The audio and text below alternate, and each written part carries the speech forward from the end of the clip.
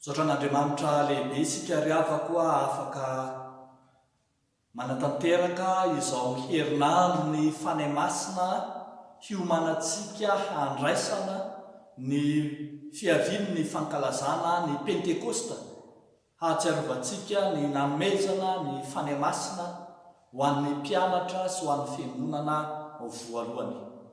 Amin'ity andro an'ity no anomboantsika izany mandritra ity herinandro ity rahateo, koa aoka isika riavaka ampiongona ny fotsika sy ny fivavahantsika hidera sy hanome voninahitra an'Andriamanitra. Salamo fa 9:10 andininy 7 hatramin'ny 11 no hiderantsika ny tombo. Ho aminareo anie ny fahasoavana sy ny fiadanana avy amin'ilay Andriamanitra ray sy Jesoa Kristy tompontsika. Amen. Amin'ny anaran'ny Tompo manao hoe: tsy misy tsiny ny lalàn'i Jehova, mamelomelona ny fanahy, mahatoky ny teny vavolombelon'i Jehova, mahendry ny kely saina, mahitsy ny fandidian'i Jehova, mahafaly ny fo, madio ny tenin'i Jehova, mampahazava ny maso, madio ny fahatahorana an'i Jehova, maharitra mandrakizay, marina ny fitsipiky Jehova, eny mahitsy avokoa. Irina noho ny volamena ireny, eny noho ny tena volamena betsaka azy, ary mamy noho ny tantely, eny noho ny tantely mitete avy amin'ny tohotra, ary ny mpanomponao dia hazavainy reny amin'ny fitandremana azy misy valiny lehibe. Amen.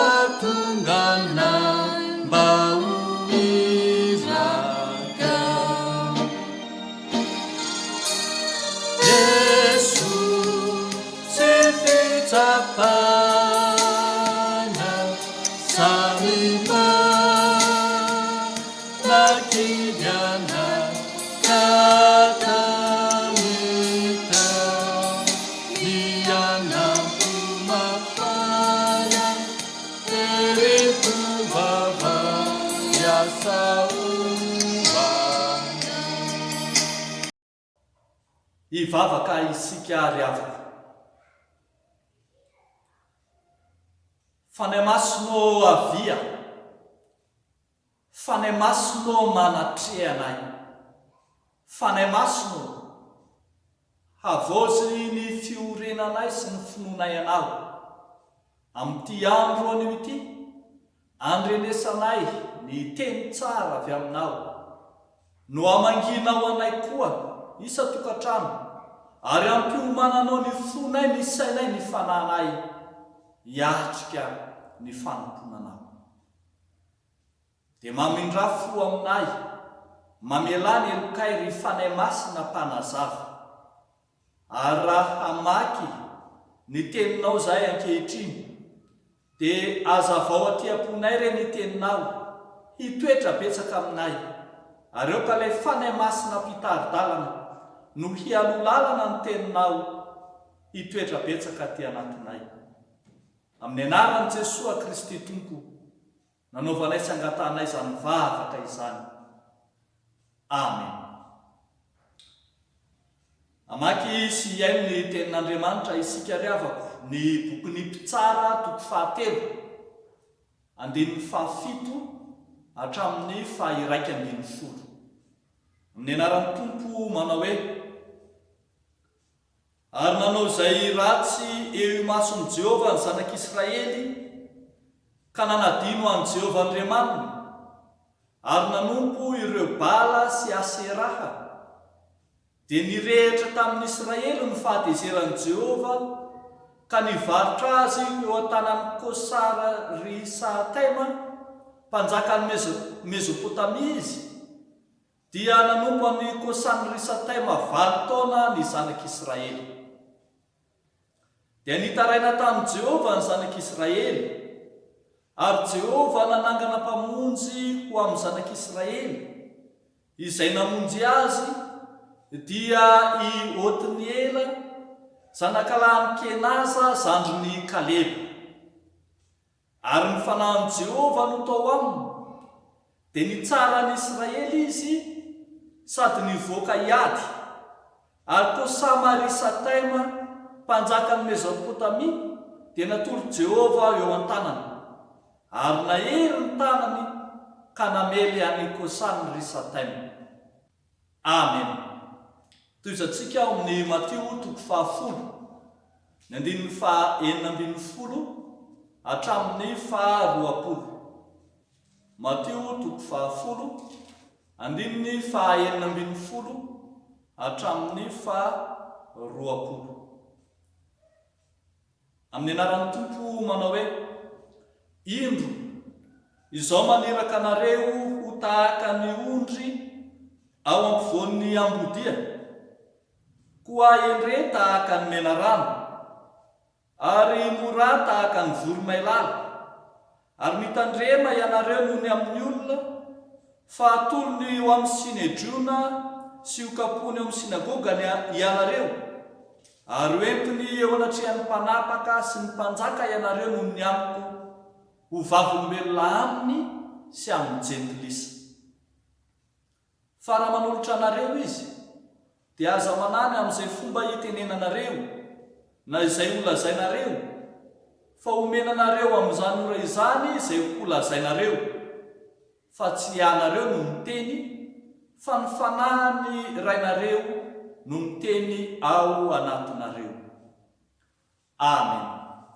Faranatsika ao amin'ny bokin'ny Asan'ny Apôstôly toko 1, ny andininy 1 hatramin'ny 9. Amin'ny anaran'ny Tompo manao hoe: ry Teofilo, ilay boky voalohany dia nosoratako ny amin'izay nataon'i Jesosy sy nampianariny hatramin'ny andro nampiakarana azy, rehefa nodidiny tamin'ny fanahy masina ny apôstôly izay nofidiny, sady nisekoa tamin'ny famantarana maro taorian'ny jaliana, fa velona izy, ka niseho tamin'ny 40 andro izy, ary nilaza ny amin'ny fanjakana Andriamanitra. Ary raha niara-niangona teo aminy Jesosy, dia namaipetra azy tsy hiala ny Jerosalema, fa hiandry ny teny fikasan'ny ray izay efa harenareo tamiko hoy izy. Fa Jaona nanao batisa tamin'ny rano, fa ianareo kosa hatao batisa amin'ny fanahy masina rehefa afaka andro vitsivitsy.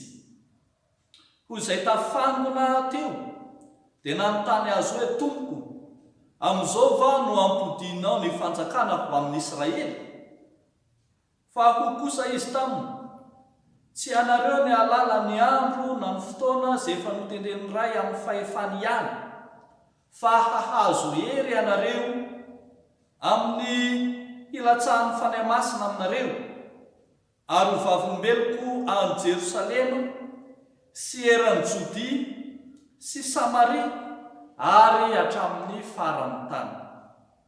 Ray masonao manamasinanay amin'ny fahamarinana, ny teninao no fahamarinana. Amen.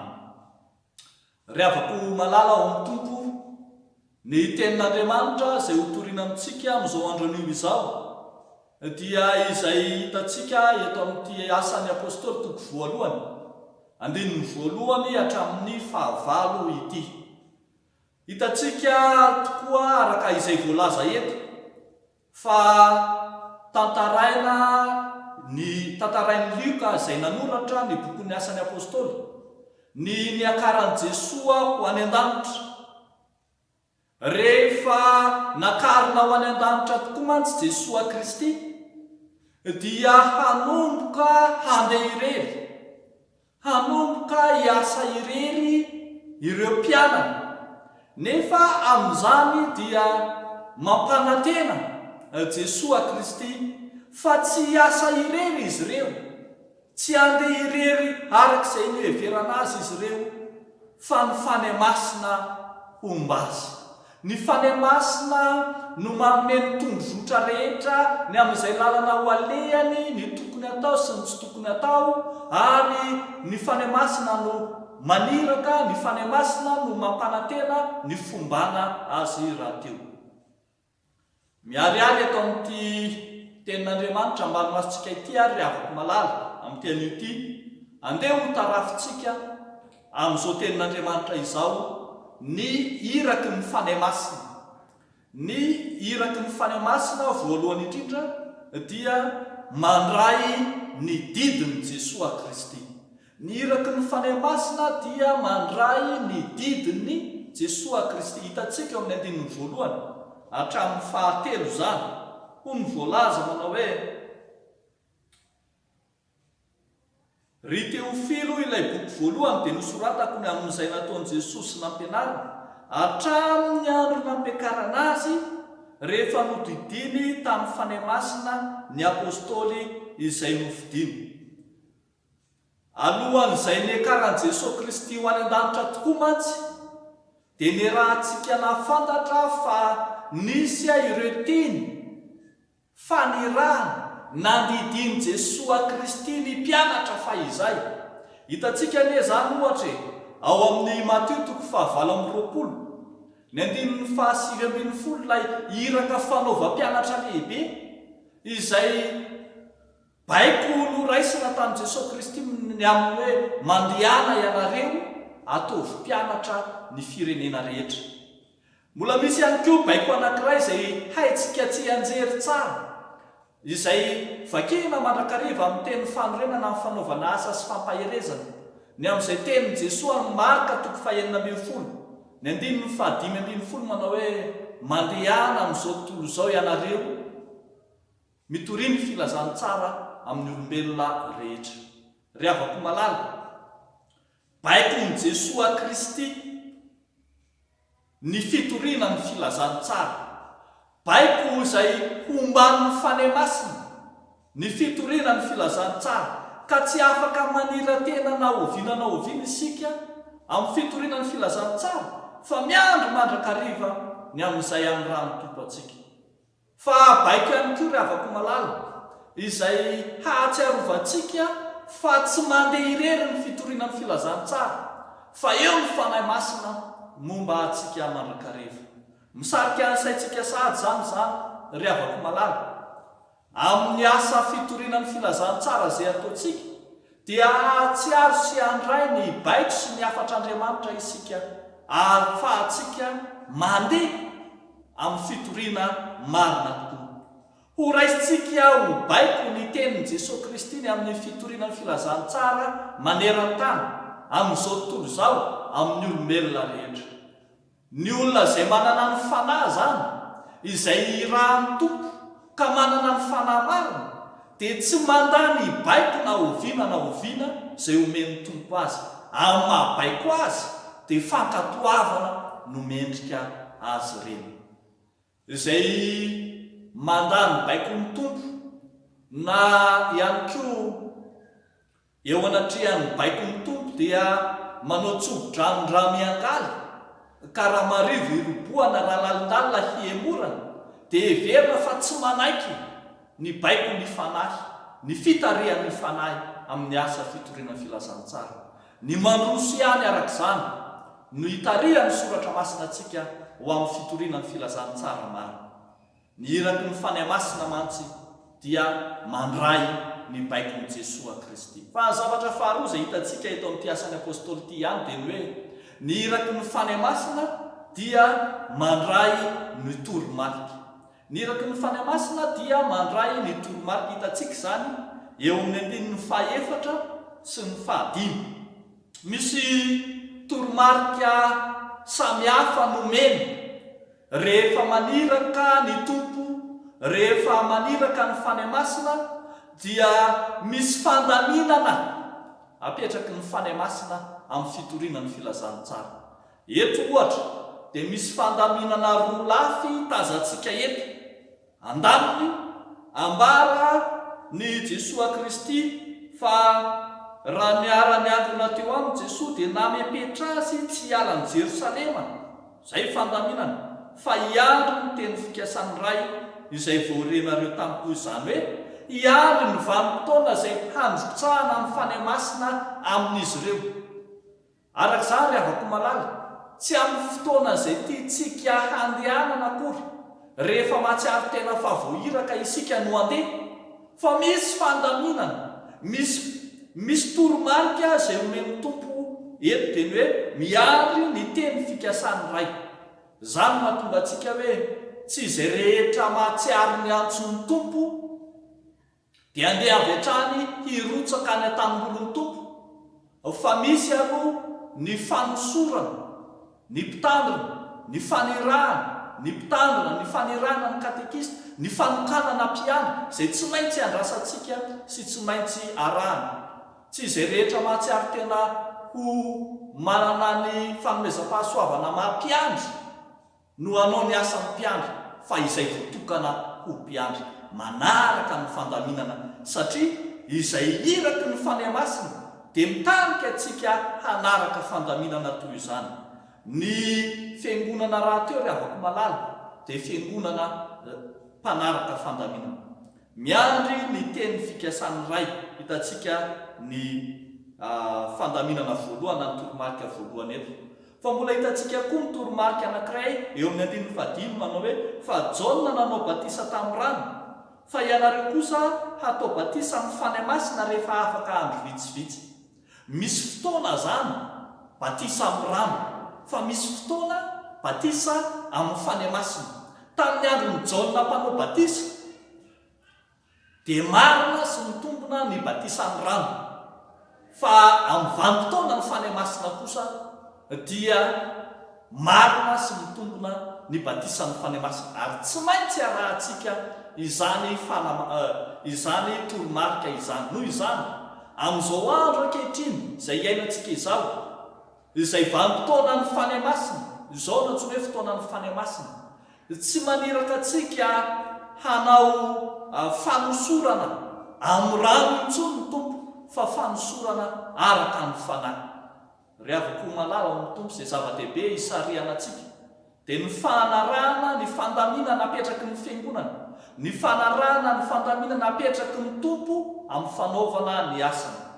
Zanaky ny fandaminana ny zanaky ny filazantsara, zanaky ny fandaminana ny zanaky ny fanahy masina. Ary izany raha teo no itenenan'i Jesosy Kristy ao amin'ny Mateo 10, ilay novakitsika teo fa misy fandaminana maro be ny amin'izay teko ho irany marina tokoa. Dia ao moa misy ny hoe aza mitondra kitapom-bola na kitapom-batsy na kapa na teny, fa eto amin'ilay novakitsika dia ny hoe mora tahaka ny voromailala indre tahaka amin'ny anarany. Famapana tenantsika kosa nefa ny tompo ao amin'io Mateo 7 ny andininy 20 io, fa hoy ny voalaza manao hoe fa tsy anareo no miteny fa ny fananganareo no miteny ao anatinareo. Raha manolotra anareo izy dia aza manany amin'izay fomba hitenenanareo na izay olazainareo, satria rehefa manaraka tsara ny toromarika sy ny fandaminana isika dia Andriamanitra kosa ombantsika amin'ny fanahy masina. Ary zany raha teo ry havako malala no tapany farany fahatelo amin'ity tenin'Andriamanitra ity dia ny hoe ny iraky ny fanahy masina dia mandray hery. Ny iraky ny fanahy masina dia mandray hery. Ny andininy 9 sy ny 10 dia hitantsika tsara eto fa hoy ny voalaza hoe fa hahazo hery anareo amin'ny latsahan'ny fanahy masina aminareo ary ho vavolombeloko any Jerosalema sy eran-Jodia sy Samaria ary hatramin'ny farany tany. Hitantsika eto zany fa tsy mandeha amin'ny herin'ny tenany ny mpianatra, fa misy hery tsara fototra anafiany tompo azy dia ny fanahy masina. Io fanahy masina zay atafin'ny mpianatra io no ahafahany mijoro vavolombelona, hery hijoroana vavolombelona eo amin'ny fiarahamonina izay misy azy. Ary hitantsika eto hery hijoroana vavolombelona hamaky vakina ny sehatra rehetra sy ny toerana rehetra manerana izao tontolo izao. Hoy ny voalaza hoe eto Jerosalema sy eran-Jodia sy Samaria ary hatramin'ny farany tany koa azy. Hery zay hahafahana manatanteraka ny baiko ny filazantsara, hery zay hahafahana manaraka sy hanarana ireo toromarika sy fandaminana samihafa, hery izay hijoroana vavolombelona raha teo. Hitantsika ny ry havako malala raha namaky ny bokon'ny Mpitsara isika, Mpitsara 7 ny amin'ny tantarany Otiniela, dia hitantsika fa rehefa nanana ny fanahin'i Jehovah Otiniela Mpitsara dia afaka ny tsara ny Israely izy, fa afaka ny fanandrina ny ady tamin'ny Kosany Risatay mampanjaka ny Mesopotamia koa. Ny fanahin'i Jehovah tao aminy no nahazo ny hery andresena ny fahavalo. Ry havako malala, ho tsarontsika amin'ny androm-piainantsika sy amin'ny fanompontsika rehetra koa araka izany, fa tsy hiasa irery isika fa ny mpianatra, tsy hiasa irery akory ny mpianatra fa ny tompo ny fanahy masina homba azy mandrakariva. Raha mifehezana ary izao tenin'Andriamanitra ambany masitsika izao ry havako malala dia hoe maniraka antsika ny fanahy masina, maniraka antsika ny fanahy masina, baiko zany. Kanefa ao anatin'izany dia misy izay raisintsika avy amin'ny fanahy masina, mandray ny didiny isika, mandray ny toromarika isika, mandray ny hery avy aminy isika, mandray ny didy avy aminy isika, mandray ny toromarika avy aminy isika, ary mandray ny hery anafinantsika isika. Dia mampahery antsika ry havako malala mba hiroso hatrany amin'ny fanomponan'ny tompo eo ambany fitarihan'ny fanahy masina. Amen. Hivavaka isika ry havako. Misaotra anao zay Andriamanitra fa afaka nandre zany teninao zany, teny mamaky vaky aty anatinay hiatrehanay izao herinandro ny fanahy masina izao, ahafahanay mahazo hery Andriamanitra edina amin'ny asany maizina, amin'ny fahavalo, ary hery izay ampahery anay amin'ny fanatanterahana ny asanao raha teo. Vangio manokana ary tompo amin'ity andron'io ity, ireo mpanomponao rehetra izay mahatsiaro ho kely hery, ireo mahatsiaro ho kamosa, ireo mahatsiaro tsy manana fahasahinana, manana fahamenarana amin'ny fitoriana ny filazantsara, ampanantenao aminy fa tsy nomenao fanahosa izy fa fanahy mahery sy fitiavana ary fahomona tena. Dia tario amin'indra fonao ary ry Andriamanitra ray masina sy tsara indrindra, ny fiangonanao ho fiangonana feno hery amin'ny fijoroana vavolombelona raha teo. Ataonay zany vavaka zany ary ampiarahanay amin'ny vavaka nampianarinao anay manao hoe rainay izay any an-danitra, ho amasinany ny anaranao, ho tonga ny fanjakanao, atao aneny ny sitraponao ety an-tany tahaka any amin'ny-danitra. Omeo anay any izay hanina sahaza ao anay, ary mamela ny lokay tahaka ny namelanay izay meloka taminay. Aza mitondra anay amin'ny fakapanahy, fa manafahanay amin'ny ratsy, fanao ny fanjakana sy ny hery ary ny voninahitra mandrakizay. Amen.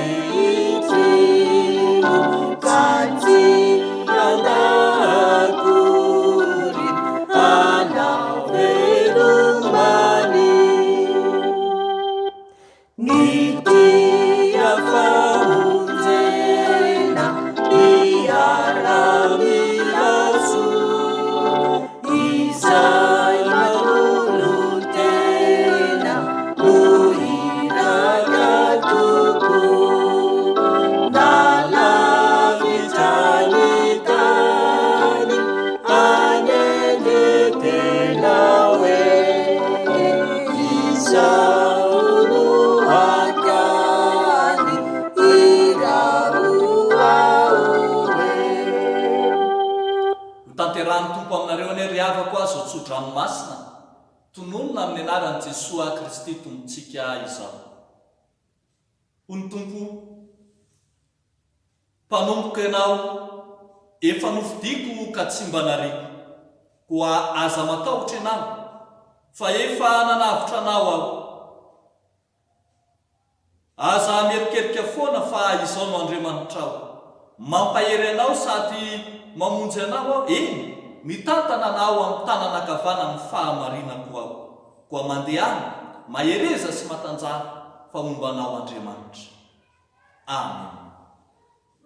Dia ho an'Andriamanitra irerianany ny voninahitra amin'ny anaran'ny Ray sy ny Zanaka ary ny Fanahy Masina. Amen.